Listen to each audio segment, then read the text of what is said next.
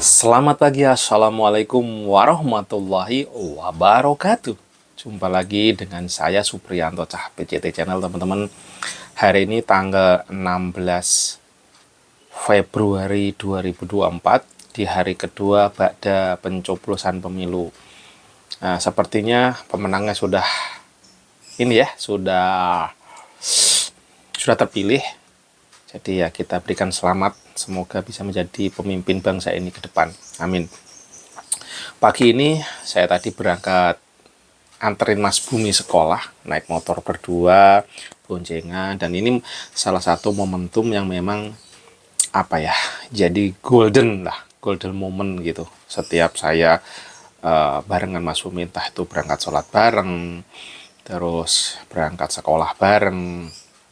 Jadi kami ini suka ngobrol di kendaraan. Ternyata saya pikir-pikir, bener juga ya. Ini bisa jadi someday pada saat Bumi nanti besar, teringatlah apa diskusi saya dengan dia, dan insya Allah bisa jadi motivasi terbaik dia untuk bisa berkarya, bisa menampaki kehidupan ini dengan penuh semangat, dengan penuh keceriaan, dan juga menebar manfaat seluas-luasnya. Hari ini tadi itu ngobrolin jaket awal mulanya. Saya tuh dulu waktu ke Bromo, kan dingin ya, saya dibeliin jaket sama bundanya. Dari situ obrolan mengalir. Ceritanya dia nanya, ya ini enak juga ya dingin gini pakai jaket. Dia meluk saya dari belakang sambil ngomong begitu. Terus akhirnya saya ajak, ya Bumi, dulu kita ke Malang. Nah, di sana itu salah satu daerah di Indonesia yang ya rekomendasi lah untuk dikunjungin, bahkan untuk bisa dijadikan tempat tinggal, bisa dijadikan tempat berbisnis gitu. Salah satunya yang pernah kita kunjungin ke sana. Nanti kita bermimpi punya bisnis di kota-kota kayak gitu. Contohnya ya ke Malang, terus kemarin kita juga ke Purwokerto, terus ke Bandung gitu. Kenapa ke area-area tersebut? Salah satunya karena ya daerahnya adem. Karena salah satu problem saat ini ya karena cuaca, udara tuh panas guys di mana-mana, dan kayak di Malang ini bisa jadi pilihan karena udaranya masih oke. Terus kedua, kayak Purwokerto selain oke, nggak panas banget, nggak dingin banget. Purwokerto ini salah satu hal yang saya lebih suka yang adalah karena kemacetannya, tidak terjadi kemacetan. Terus kalau kayak Bandung, ya kotanya macet, tapi daerahnya adem. Nah itu tadi saya coba ngobrolin. Terus, kamu inget nggak waktu kita ke Pacitan Bumi? Bagaimana kamu naik perahu, terus kita baru di pinggirnya lautan, kamu takut. Terus saya seret lagi, dia jawab, iya ya. Nah, terus, kamu kenapa belajar berenang Bumi? Salah satunya, kalau kamu terjadi sesuatu di laut, kamu bisa berenang. Tahu nggak? Kalau Indonesia ini gitu, luasan daratan dan lautan itu lebih luas lautan Bumi. Artinya apa? Potensi ekonomi. Bahasanya saya ajak tinggi tapi dia paham. Artinya ya potensi ekonomi atau mencari duitnya sebenarnya peluangnya lebih tinggi di lautan.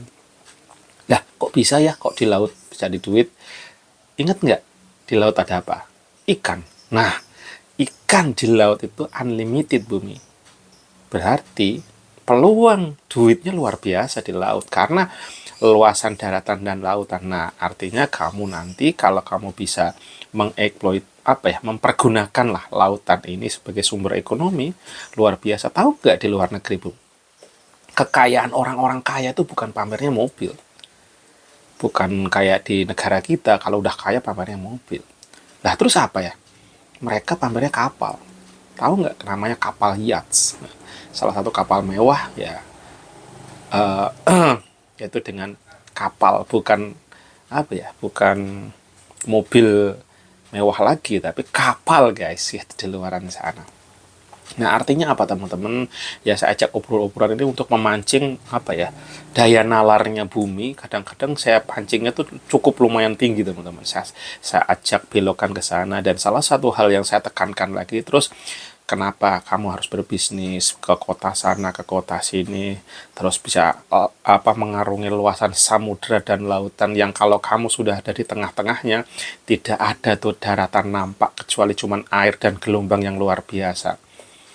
Di situ kita bisa bersyukur. Di situ kita tahu kemahabesaran Allah Subhanahu wa taala. Dan semakin kita ekspor ke sana, artinya apa?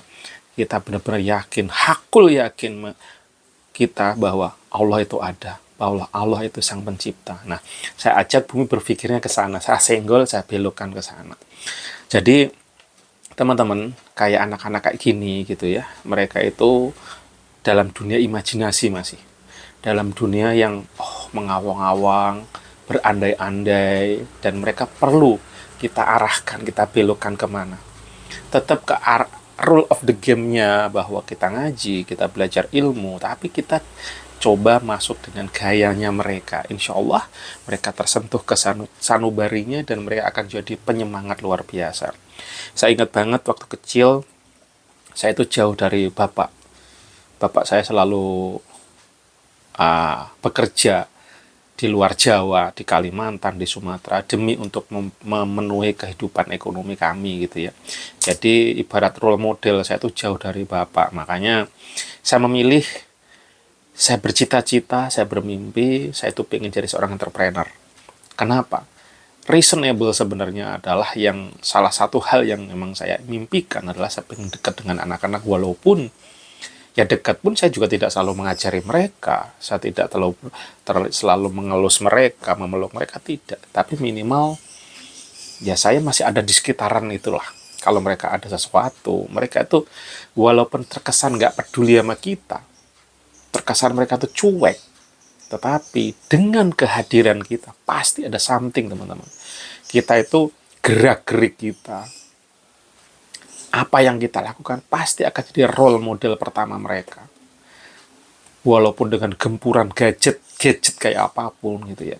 Kalau kita bangunnya lebih awal, kalau kita belajar disiplin, kalau kita beribadah, belajar memperbaiki diri, insya Allah nyetrum, teman-teman. Saya dengar, nggak tahu dari mana, tadi entah saya nonton dari TikTok atau dari mana. Benar, jadi anak-anak kita itu adalah pencontoh luar biasa dari kedua orang tuanya. Makanya jangan kita menyuruh, misalkan, "Woi, kamu sholat," tapi kita belum sholat. Ingat, contoh terbaik adalah ya diri kita harus mencontohkan. Suka tidak suka. Jadi orang tua, teman-teman, tidak mudah. Karena jujur, saya sendiri ilmu saya kurang. Role model saya nggak, dulu juga kurang.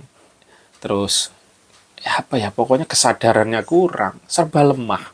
Tapi suka tidak suka pada saat sudah memilih jadi seorang ayah, jadi kepala keluarga, ya mau tidak mau kita harus memberikan contoh sebisanya, semampunya. Makanya benar banget kalau dalam sisi ilmu pendidikan gitu ya, dari keilmuan, kita itu long life education. Jadi kita belajar seumur hidup, selagi masih ada nafas, lagi kesempatan, ya kita belajar. Jangan sampai merasa bahwa kita udah kuliah S1, S2, dan seterusnya, kita selalu jadi pemimpin, terus kita merasa cerdas, merasa paling pintar. Tidak.